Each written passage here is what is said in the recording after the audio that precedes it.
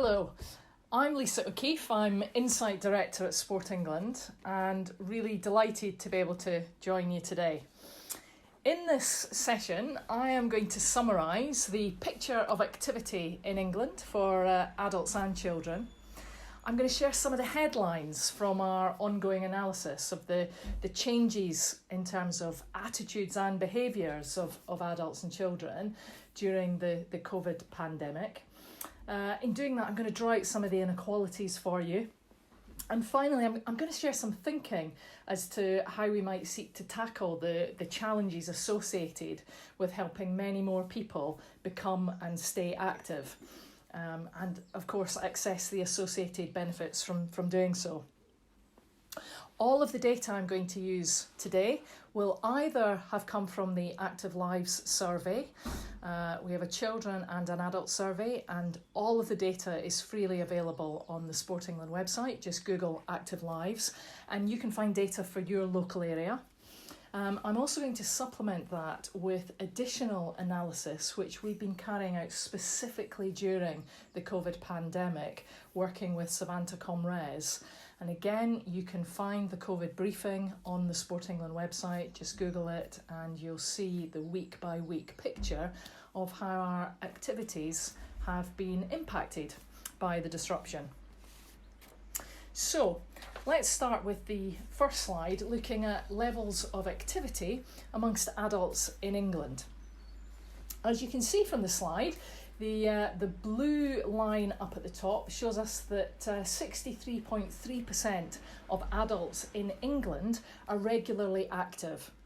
Now by that, I mean that they meet the Chief Medical Officer guidelines of 150 minutes moderate intensity activity in a week. The positive message is that over the last few years, activity levels have been going up. And as you can see from the red line at the bottom of the chart, inactivity levels have been going down. But often, with statistics and data, the real story is under the headlines. And if we go on to the next slide, which shows the picture below the headlines, you can start to see that that picture differs when we look at particular parts of the population or particular audiences within the population. So here I'm starting with socioeconomic groups, and the simple message is that you can see the gap between the highest socioeconomic groups and the lower socioeconomic groups is 18%. Or, to put it another way, almost 3/4 of adults in managerial or professional occupations such as doctors and directors, 3/4 of them are regularly active. But that drops to just over half of the population if we look at individuals who are perhaps shop assistants or bus drivers, a lot of the critical key workers that we've been talking about over the last few weeks. That real difference you can see there in activity levels is really important and significant that we find a way to address. Looking specifically at adults with long-term health conditions and disabilities, you probably won't be surprised if I say that there is a difference in activity levels. And as you can see here, 21% difference between those with and without a disability or long-term health condition. You may be surprised if I tell you that over 19 million adults in England, so that's equivalent to 4 in 10 of all adults in England, live with one or more long-standing health condition. And it's because of the significant role that movement can play in managing long-term health conditions that we launched the We Are Undefeatable campaign in collaboration with leading health charities to help us reach out to those 19 million adults in England. Activity levels, if we go into the next slide and look at ethnicity, also vary significantly when we look at different ethnic backgrounds, particularly amongst adults with a Black or Asian heritage. And when I overlay ethnicity and gender, the difference becomes even more pronounced. So moving on to the next slide, looking at ethnicity and gender, you can see here that if we are looking specifically at Bangladeshi men and women, you can see that the rate of difference, the gender gap there, is 12%. So that's very different from the population-wide gender gap, which is 3% and closing. So I guess the message that I'm giving here is, at a headline level, activity levels are up, inactivity levels are down. Good progress is being made in terms of the number of adults with a disability or a long-term health condition being regularly active. Okay, so numbers are going up there. We're also seeing more older people regularly active. And at a headline level, the gender gap is narrowing. But the big message for me from all of this data is that the inequalities remain, and they're pronounced. When we get below those headline figures, we really start to see the audiences and the places where those inequalities are stark. Just to look at what activities drive the behaviour of the nation, if we go on to the next slide, so key activities that keep the nation active, you can see here that activity in this country is dominated by a small number of big activities which are absolutely fundamental to keeping the nation active. Now, if you look at the chart, you can see there the first two, walking for leisure and walking for travel, very much dominates activity within this country. It's absolutely central to our collective mission of trying to help the nation move more. You'll also see that fitness and running are also two big activities in the mix. But I think it's important to say that we also have a vast array of smaller sports and activities, and they are absolutely vital to ensuring choice and opportunity. It's important for people to be active throughout their life and for talented sportsmen and women to achieve their potential, that we make sure there are opportunities for people to access a whole array of different activities. So that's adults. Let me just briefly look at the picture for children and young people. So moving on to the next slide, this is the most up-to-date active lives figures for children and young people in England. And once again, you can see it's a mixed picture. Just under half of all children in England are meeting the Chief Medical Officer guideline, which is an average of 60 minutes a day of sport or physical activity. So that's just under half. And again, if you look at the report, which is on the website, you'll see a lot of detail in terms of how that picture is, what the particular picture is for your part of the country, and what that picture is when we get below the headlines. But let me just give you a flavour of what's in there. So you can see on the next slide a gender gap, so 51% of boys meeting the guidelines, only 43% of girls. Look at the impact when we take into account family affluence.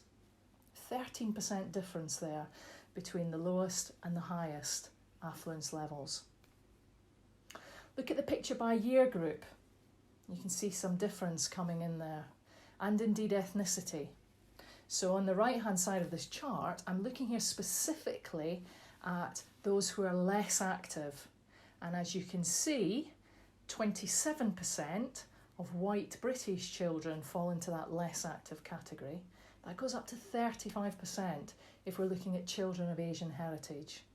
So once again, we see the same picture of inequality when we look at different demographic groups and audiences below those headlines. So that was the picture pre-COVID, but I know a lot of people are interested to know what's happening during the pandemic and how that's impacting both our attitudes towards being active and then our behaviours. So if we move on to the next slide, I doubt anybody watching this will be surprised if I say the last few weeks have been a period of disruption for the majority of children and adults, right? We're all feeling it. There's not an aspect of our life, to me, it feels like that isn't disrupted by this pandemic. You can see from the chart here, which we asked people how their activity levels and how they compare to the amount of physical activity and exercise they would normally do before the coronavirus outbreak, you can see here that almost 40% of adults are doing less in the first 6 weeks of lockdown, almost 40%. And a similar picture there, just over a third of children. Now, bearing in mind that we just talked about the fact that children are not moving enough, you can see that significant numbers of them are doing even less during the pandemic. Research reveals that reductions come as a result of many and varied factors. The activity people normally do is perhaps not available, right? So if the gym is shut, if the pool is closed, if team sport is not taking place, of course, you just can't do that thing you would normally do. Perhaps for some people, online alternatives, they are available, but it's not the same. People talk about struggling to motivate themselves, not having that same connection that they would have with their teammates or with members of the club. For some, it just doesn't have the same buzz. A loss of structure in our day. The very fact that we would normally have a pattern to our day in which exercise fits, now that pattern's been disrupted, that can really quite easily knock people out of activity. And throughout all of the research that we've looked at, there is, of course, for some people, that anxiety about leaving home to exercise. Conversely, you can see from this chart that for a third of children and adults, the amount of physical activity they're doing has actually gone up during COVID. The disruption has created the opportunity and, in some cases, the motivation to be more active. There's probably never been a time when there have been so many messages about the importance of being active, of moving, of using that to help manage both our physical and mental well-being. Moving on to the next slide, I'm looking specifically here at the percentage of adults who are doing 30 minutes of physical activity on 5 or more days during the week. And we've been using this as the measure during the COVID pandemic to get that sense of how many people are creating or retaining a regular activity habit. And what you can see here, I'm looking specifically at gender, you can see at the start in wave 1, so early stages of lockdown, that there really wasn't much difference between men and women in terms of the percentage who are regularly active. But as the weeks of lockdown progressed, you can start to see that gender gap opening to the point in the 5th week when it was actually 10%. It's narrowed, and particularly in weeks 6 and 8, we can see that really it's got a lot closer. I should say that both of those weeks, week 6 and week 8, were bank holidays. My suspicion is that the bank holidays give us a slightly different picture from a regular week. So I have to say I'm anticipating that gender gap will open up again in the 9th week of data, which is due out next week. So do have a look on the Sport England website, and if you just Google Sport England COVID research, it will take you straight to that report.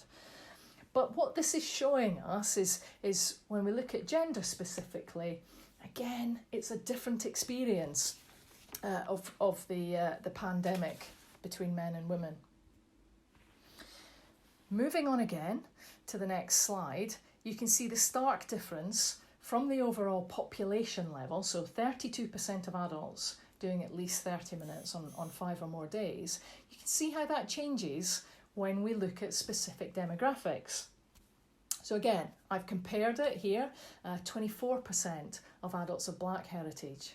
It goes down to 16% of adults with long-standing physical or mental conditions or illness. Slightly lower, as you can see, if you're in a low socioeconomic group. And of course, I've already spoken about the disruption to children. Only 18% of children and young people are doing the recommended hour or more a day during the COVID pandemic. So I hope again I've given you that picture which shows just how profound the disruption is during COVID, how that really has impacted behaviours.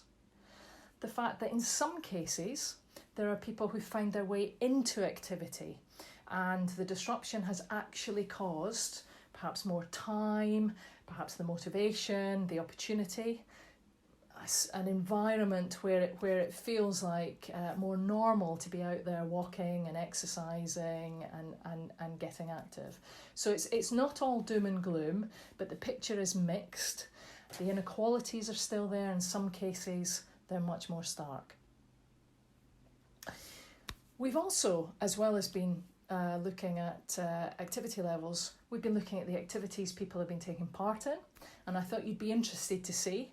Now, it's not surprising, is it? Because during the early weeks of lockdown, there's a real kind of restriction on the activities that we could take part in. Not surprisingly, therefore, walking remains the most popular activity. 64% of adults regularly walking. Interestingly, we've seen quite good growth week on week in the numbers that are running regularly and those that are cycling. Home activity fitness, without access to gyms and to halls, there's been a real growth in the number of people who are accessing online activity, but also those who are doing fitness activities without the online prompts and stimulus. And informal games and play. For a lot of people, obviously, children are in the home, and we've not only got to find ways of tackling the homeschooling, but also trying to find ways to help keep children active during the day. So a lot of adults with their hands full. But those are the key activities. I thought you'd also be interested in some of the attitudes towards activity during the pandemic. And again, we've been tracking this week on week. Not surprisingly, almost 3/4 of adults talk about exercise playing a role in managing their physical health. Equally important there is the mental health. And I think that's a real opportunity in terms of the front of mind extent to which adults are making that connection between being active and the very immediate challenges of retaining good mental health. Making that connection is a real opportunity for us to continue to encourage people to be active. It's also interesting that 70% of adults are telling us that they have more time now to exercise, and that makes sense, doesn't it, in terms of the very kind of restricted activities that we can do in the day. And that 50% of us feel guilty for not exercising more during the outbreak.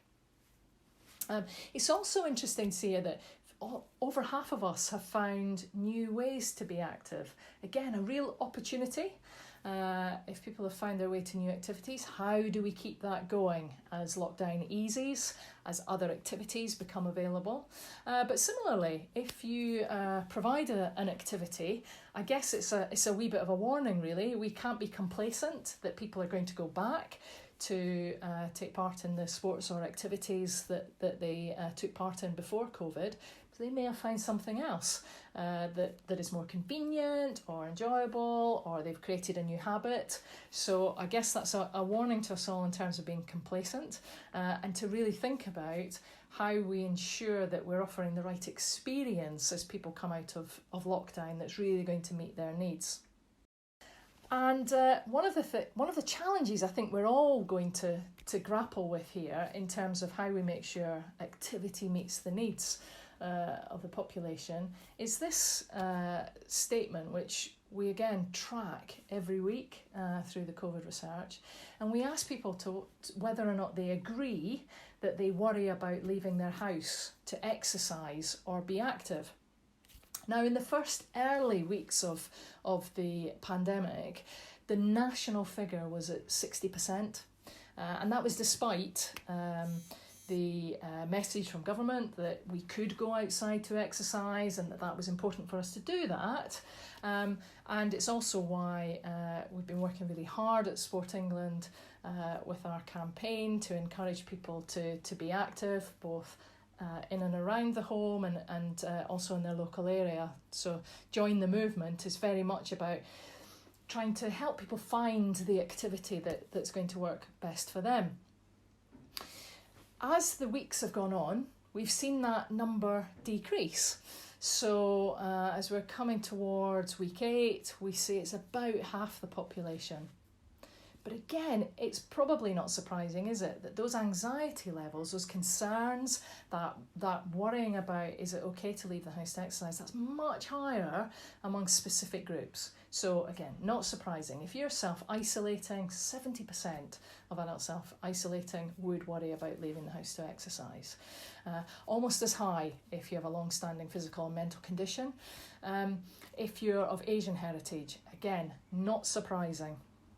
So if we're not going to leave people behind as we come out of lockdown, it's so important that we understand how people are feeling about COVID-19, how they're feeling about the restrictions being released, what this is going to mean. It's not just going to be good enough to say the activities are available, the centres are open, we've got to think really hard about how we reach out to those populations we care about, that we need to try and get to help them find their way back through to activity. So I guess our job, just collectively, is to understand the differences. Those differences at a demographic level, those differences within particular audiences of adults and children from different demographic groups, because we're not all the same, right? And it's so important that we understand how people think, how they perceive their own ability to take part in activities, the extent to which they are or are not motivated to do so, and what those motivations are. So I thought it would be helpful today just to share with you some thoughts and solutions about how we can better understand some of those drivers of activity, and how we might start to think about how we get under the skin of how people are thinking and feeling, and therefore what we should do in response to that to make it easier for people to be active. So if we go into the next slide, the COM-B model. This model, which I'm going to share with you today, it's internationally recognised. It's a model of behaviour. And after all, we are all in the behaviour change business, aren't we? If we're going to try and encourage more people to be active and to stay active. And it's a very, very simple model. Researchers have found that for a behaviour to occur, it has to be part of a system, an intersecting system of 3 different components. Now, those components are capability. So how capable do I feel to actually do that activity? Do I feel I could do it? Whether it's real or perceived, that's absolutely central. Not many of us are going to willingly turn up to take part in something, to do something, if we just don't feel we can do it, right? We don't want to put ourselves in that position. The second element is opportunity. So how much do people think that opportunity, whatever it is you're offering as that route through to being active, to what extent are they going to feel that that's appropriate for them, right? So it's got to be an opportunity that feels safe, that feels appropriate. If I turn up, people are going to expect somebody like me to be there. I'm going to feel welcome. It's got to be the right opportunity. And then finally, motivation. How motivated are people by the activity you're offering? Now, it may be the activity itself is motivation enough, but more often than not, it's because your activity is a route through to delivering on another motivation. So if I decide I want to go for a run this afternoon, believe me, it's not because I love running. It's probably more likely to be because I've had a long week in front of a computer, and actually I would just like some fresh air and just move and just forget about work and just have a wee bit of exercise. And it's a bit of escapism. It's a release from what's felt like quite a long week hunched in front of a computer. So that's my motivation, and everyone will have different versions of it, but understanding those motivations is going to be quite important, because how you then market that activity, how you sell it, how you design and deliver it really needs to talk to those motivations. And it makes sense as a model. We've found that this is a really, really good tool for diagnosing what to focus on when you're looking at individuals or groups of people who are inactive. Because what this allows you to do is to diagnose which of those three elements are missing, or perhaps in some cases need a wee bit of a boost. And I'd certainly urge you to have a look at this model and think about the activities that you're offering, think about the audiences that you're targeting, that you're trying to reach out to, and start to explore to what extent, it's a wee bit like a graphics equalizer, sort of showing my age there, but to what extent are levels high or low on each of these three dimensions. So that's one model, it's the Combi model, and that's the one we use when we look at the individual. But to be honest, I think one of the challenges that we have in the sector is that often we just focus on the individual. So we have a target group, we have perhaps an individual themselves that we think, this I'm designing this activity for them, and all we do is focus on the individual and what it is about the individual that we can learn, that we can then use to design the activity, and start to think about how we can help that individual make a change and, in our case, become active. But of course, that sort of misses the point that we as individuals, we don't all live in a vacuum. Our attitudes and behaviours and those of the people around us are absolutely shaped by a complex system of interconnected parts. And I would argue that we need to stop focusing only on the individual and think about how can we change the individual, and instead focus on the roles that we play to shape that whole system.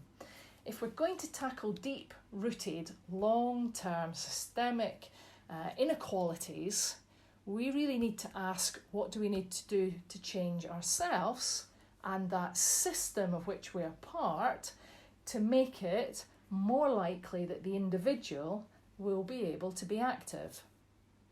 And what I'm going to do, just to finish off the presentation today, is to take you through each of those elements of the system and try and bring them to life for you, just to help you think about what this might mean for the work that you do and how you might approach this going forward.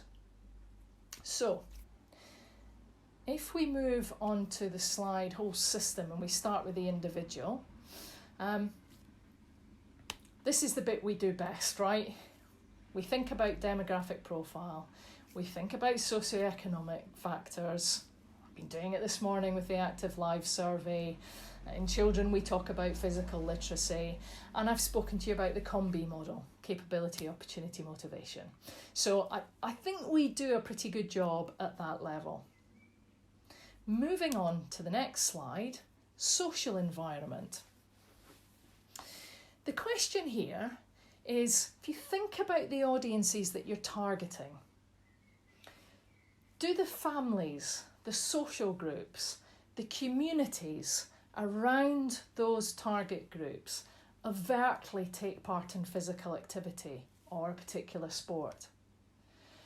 Or are the social norms of that community different? Are those social norms based around other activities? Now, I think this is one of the most interesting moments in time for us in terms of the impact of COVID-19, because physical activity has been much more prominent, whether it's been in government briefings, whether it's been in other analysis in the media. Frankly, looking outside at the number of people who've been outside, walking more, running, cycling, it's just been much more visible. We've not been in leisure centres, in clubs. If we've been doing activity, it's been very visible and it's been very community focused, right? I can tell you a lot more now about the different activity that my neighbours take part in than I've ever been able to do. So it's much more visible, and right now it feels more normal than perhaps it did a few weeks and months ago.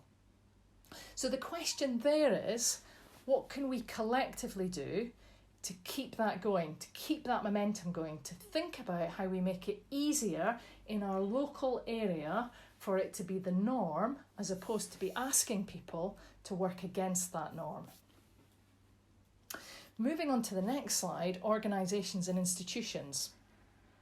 Do organisations such as workplaces, schools, faith groups, those organisations which often provide the structure and shape to our days, create opportunities to move more? Or conversely, do they provide experiences that make us feel unwelcome, that put us off, in some cases perhaps for life? And at a time of unprecedented disruption to the shape of our days, what proactive steps can be taken to help build activity in? Right, so I've already spoken about the fact I spent quite a lot of the week in front of a computer. You know, we're not moving around, meetings in the same way, we're not commuting to work in the same way for some of us. But that doesn't mean we can't still think about how we build activity in and what role some of these key organisations and institutions can be playing to send the message that not only is it okay, but we're actually going to help make that happen. Moving on to the next slide, physical environment. What is it about the physical space in which we work and live that either helps or hinders us? For a lot of years, spaces such as town centres, housing developments, they've all been designing movement out. They've all been designing for the car, not for the pedestrian. Overnight, social distancing has created a momentum for safer spaces to walk, jog and cycle. But still, what is the reality for our target audiences when it comes to playgrounds, to public transport, to workplace layout, to signage, to spaces to play and explore? If the physical environment makes it harder for us to be active, activity levels will be lower. So we need to think hard about, and particularly I would say over the next few months, how we continue to think about how we adapt that physical environment to make it easier for people to continue discovering how they move more in their local environment. And finally, policy. Are the policy decisions in areas such as education, welfare, tax and social care, are they working together or are they working against each other when it comes to our inactivity challenge? It's so important that we think about the implications and impact that those policies have and how they interact with each other. Because again, if we are going to tackle long-term inactivity, we need to try and pull as many levers in the same direction at the same time as is possible. So it's all very logical, isn't it, that this whole system is important and that we think about how we make that work. And it's certainly going to be central if we are going to reverse these deep-rooted inequalities that I talked about at the start of the presentation. What I would say, though, is that complex problems, which undoubtedly are what we're trying to grapple with here, they don't always require complex solutions, but they do require different thinking and they definitely require collaboration. So that's why I'm really, really pleased to be able to support Claire and the team with the launch of Rise. They will play such a vital, pivotal role in the system, the whole system in Northumberland and Tyne and Wear. And I just wish all of you the greatest of success with this new venture. And please do hold on to that view of that whole system, your role in it, and how collectively we can really start to work together to tackle some of these inequalities and help many more people move in this country and benefit from doing so. Thank you very much.